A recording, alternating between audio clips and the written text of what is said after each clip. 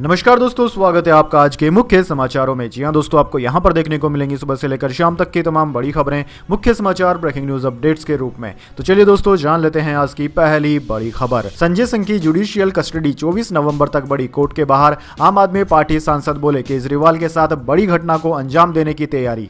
जी हां दोस्तों, दिल्ली शराब घोटाला केस में आम आदमी पार्टी के राज्यसभा सांसद संजय सिंह की जुडिशियल कस्टडी 24 नवंबर तक बढ़ गई है। दिल्ली के रावस एवेन्यू कोर्ट में शुक्रवार को उन्हें पेश किया गया था। कोर्ट के बाहर निकलते हुए संजय सिंह ने कहा कि दिल्ली के मुख्यमंत्री अरविंद केजरीवाल को फंसाने की साजिश हो रही है, उन्हें गिरफ्तार नहीं किया जाएगा। केजरीवाल के साथ कोई बड़ी घटना को अंजाम देने की तैयारी चल रही है। दिल्ली शराब घोटाला केस में ईडी ने संजय सिंह को 4 अक्टूबर को अरेस्ट किया था। वे पिछले 38 दिन से हिरासत में हैं। उन्हें 8 अक्टूबर को कोर्ट में पेश किया गया, जहां से उन्हें 10 अक्टूबर तक रिमांड पर भेजा गया था। 10 अक्टूबर को संजय सिंह के रिमांड और 3 दिन के लिए बढ़ा दी। फिर 13 अक्टूबर को कोर्ट ने उन्हें 27 अक्टूबर तक न्यायिक हिरासत में भेज दिया था। इसके बाद उनकी जुडिशियल कस्टडी 10 नवंबर तक बढ़ा दी थी।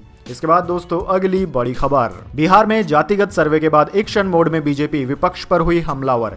जी हां दोस्तों, जातिगत गणना के मुद्दे पर विपक्षी दलों के हमलों का सामना कर रही भारतीय जनता पार्टी कुछ ही माह बाद होने वाले आम चुनाव 2024 से पहले अन्य पिछड़े वर्गों ओबीसी तक पहुंच बनाने का अभियान चलाने की तैयारी कर रही है। यह जानकारी सूत्रों ने गुरुवार को एनडीटीवी को दी। दरअसल दोस्तों, पार्टी के राष्ट्रीय अध्यक्ष जेपी नड्डा तथा राष्ट्रीय महासचिव बीएल संतोष और केंद्रीय मंत्रियों अमित शाह तथा नितिन गडकरी सहित शीर्ष नेताओं ने अभियान की विस्तृत रूपरेखा तैयार करने के लिए पिछले हफ्ते दिल्ली में बैठक की थी, जिसमें उत्तर प्रदेश के मुख्यमंत्री योगी आदित्यनाथ सहित 10 राज्यों से आए 40 नेता भी मौजूद थे।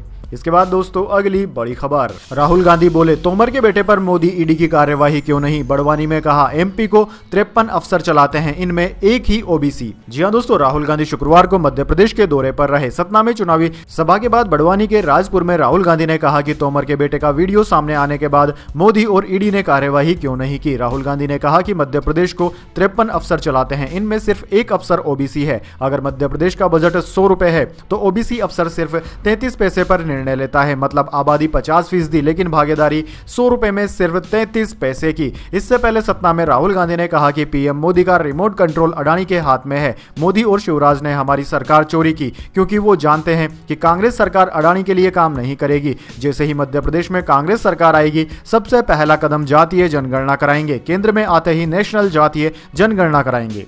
इसके बाद दोस्तों, अगली बड़ी खबर। मांझी बोले नीतीश को खाने में जहर दिया जा रहा, कहा इसी वजह से वे महिलाओं का अपमान और जिंदा मंत्री को श्रद्धांजलि दे रहे हैं। जी हां दोस्तों, सीएम नीतीश कुमार और पूर्व सीएम जीतन राम मांझी के बीच का विवाद थम नहीं रहा है। शुक्रवार को विधानसभा गेट पर धरने पर बैठे पूर्व सीएम जीतन राम मांझी ने कहा कि नीतीश कुमार के खाने में कोई विषैला पदार्थ मिलाया जा रहा है। उन्हें गद्दी से हटाने के लिए किसी और को सीएम बनाने के लिए एक बड़ी साजिश रची जा रही है। उन्होंने कहा कि इसके कारण ही वह इस तरह की हरकतें कर रहे हैं। कभी विधानसभा में महिलाओं पर विवादित टिप्पणी देते हैं, तो कभी मंत्री अशोक चौधरी के पिता को श्रद्धांजलि देने की बजाय जिंदा मंत्री पर ही फूल चढ़ाने लगते हैं। गुरुवार 9 नवंबर को विधानसभा में नीतीश कुमार ने जीतन राम मांझी को लेकर बयान दिया था, जिसमें उन्होंने कहा था कि मेरी मूर्खता के कारण मांझी सीएम बने। इसके खिलाफ पूर्व सीएम आज विधानसभा में धरना दे रहे हैं। बीजेपी भी उनके साथ है। विपक्ष ने इसे दलित नेता का अपमान बताया है। इसके बाद दोस्तों, अगली बड़ी खबर। दिल्ली प्रदूषण पर सुप्रीम कोर्ट बोला हमें नतीजे चाहिए, हमारे दखल पर ही एक्शन क्यों। केजरीवाल सरकार बोली बारिश से एयर क्वालिटी बेहतर हुई, ओड इवन नहीं होगा।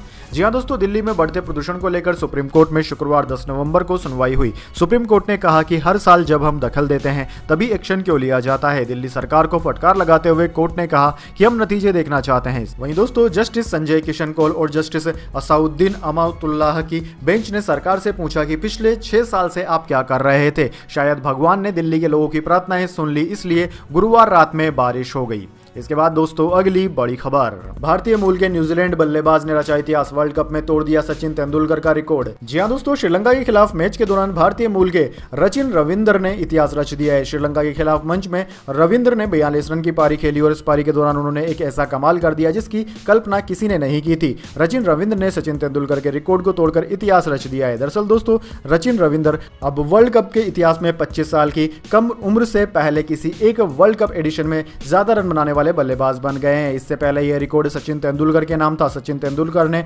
1996 के वर्ल्ड कप में कुल 523 रन बनाए थे। उस दौरान सचिन की उम्र 25 साल से कम थी। वहीं अब इस वर्ल्ड कप में सचिन रविंद्र ने 9 मैचों में 565 रन बना लिए हैं। रविंद्र की उम्र इस समय केवल 23 साल है। इसके बाद दोस्तों अगली बड़ी खबर, कुमार विश्वास की सुरक्षा में तैनात सीआरपीएफ के जवान हटाए गए। रोड रेज की घटना के बाद हुआ एक्शन।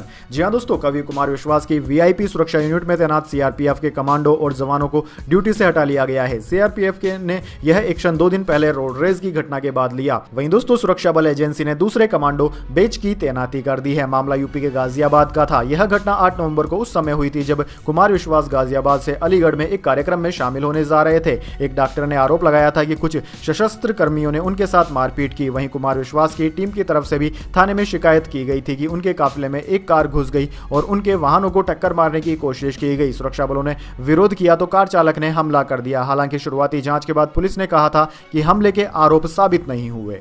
इसके बाद दोस्तों अगली बड़ी खबर, अब व्हाट्सएप कॉलिंग हुई ज्यादा सुरक्षित। मेटा ने रोल आउट किया protect IP address in call, access नहीं हो सकेगी लोकेशन। जी हां दोस्तों, मेटा की इंस्टेंट मैसेजिंग ऐप व्हाट्सएप ने कॉलिंग को ज्यादा सुरक्षित बनाने के लिए protect IP address in call feature roll out कर दिया है। एंड टू एंड इंक्रिप्शन के साथ साथ यह एक एक्स्ट्रा लेयर प्रोटेक्शन होगा। इस फीचर को अनेबल करने के बाद आपकी आईपी एड्रेस किसी को नहीं दिखेगी। इसके अलावा यूजर्स की लोकेशन में अनऑथराइज्ड एक्सेस और जासूसी जैसे थ्रेट्स ब्लॉक हो जाएंगे। यानी कि दोस्तों आपकी लोकेशन को कोई भी ट्रैक नहीं कर पाएगा। दरअसल दोस्तों अभी आईपी एड्रेस के जरिए किए गए कॉल के लोकेशन को ट्रेस किया जा सकता है, लेकिन इस फीचर को एक्टिवेट करने के बाद अब कॉलिंग के दौरान कॉलर्स के लोकेशन को कोई भी एक्सेस नहीं कर पाएगा। यानी कि दोस्तों व्हाट्सएप से कॉल करना नॉर्मल कॉल करने से ज्यादा बेहतर ऑप्शन बनने वाला है। इसके बाद दोस्तों जाने अगली बड़ी खबर, लेकिन उससे पहले मेरी आपसे एक छोटी सी रिक्वेस्ट है। अगर दोस्तों आपको अभी तक हमारी न्यूज़ पसंद आई है तो एक छोटा सा लाइक जरूर दे दीजिए, और अगर आपको पसंद नहीं आई है तो बेशक आप डिसलाइक भी कर सकते हैं। लेकिन दोस्तों लाइक और डिसलाइक जरूर कीजिए, क्योंकि दोस्तों यही हमारी मेहनत का फल होता है और इसी से हमें पता चलता है कि आपको हमारी वीडियोस पसंद आ रही है या नहीं। तो चलिए दोस्तों जान लेते हैं आज की अगली बड़ी खबर। 26 घंटे में बनी राम मंदिर की थीम पर रंगोली, प्रधानमंत्री मोदी और सीएम योगी भी रंगोली में शामिल किए गए। जी हां दोस्तों, मनमोहक और विशाल रंगोली सूरत के एक मॉल में बनाई गई, जिसकी थीम राम मंदिर पर थी। रंगोली की खास बात यह थी कि रंगोली बनाने में छोटी बच्चियों ने अहम योगदान दिया। दोस्तों इसमें प्रभु श्री राम और हनुमान जी के साथ प्रधानमंत्री नरेंद्र मोदी और उत्तर प्रदेश के सीएम योगी आदित्यनाथ को भी शामिल किया गया था। रंगोली को बनाने में लगभग 25 किलो रंगों का इस्तेमाल किया गया। वहीं इसे बनाने में 25 से 26 घंटे का समय लगा। इसके बाद दोस्तों अगली बड़ी खबर, जावेद अख्तर ने जय श्री राम का नारा लगाया। बोले हिंदुओं की वजह से सहिष्णुता कायम, राम सीता की भूमि पर पैदा होना गर्व की बात। जी हां दोस्तों, गीतकार जावेद अख्तर ने गुरुवार को कहा कि देश में सहिष्णुता हिंदुओं की वजह से ही है। मुझे इस बात का गर्व है कि मैं भगवान राम और माता सीता की भूमि पर पैदा हुआ हूं। जावेद अख्तर ने कहा कि हिंदुओं की सोच बहुत बड़ी है, उन्हें अपनी बड़ी सोच ही रखनी चाहिए, इसमें परिवर्तन नहीं लाना चाहिए। जावेद अख्तर मन से प्रमुख राज ठाकरे के दीपोत्सव कार्यक्रम में पहुंचे थे। इस दौरान उन्होंने जय श्री राम का नारा लगाया और मंच के सामने बैठे लोगों से भी जय श्री राम का नारा लगाने को कहा। जावेद अख्तर ने कहा कि वैसे तो मैं नास्तिक हूं, लेकिन मैं मर्यादा पुरुषोत्तम राम का बहुत सम्मान करता हूं। भगवान श्री राम हमारी संस्कृति और सभ्यता का हिस्सा हैं। रामायण भी हमारी सांस्कृतिक विरासत है। इसी वजह से मैं कार्यक्रम में शरीक होने आया हूं। जब भी हम मर्यादा पुरुषोत्तम की बात करते हैं तो ख्याल भगवान श्री राम और माता सीता का ही आता है।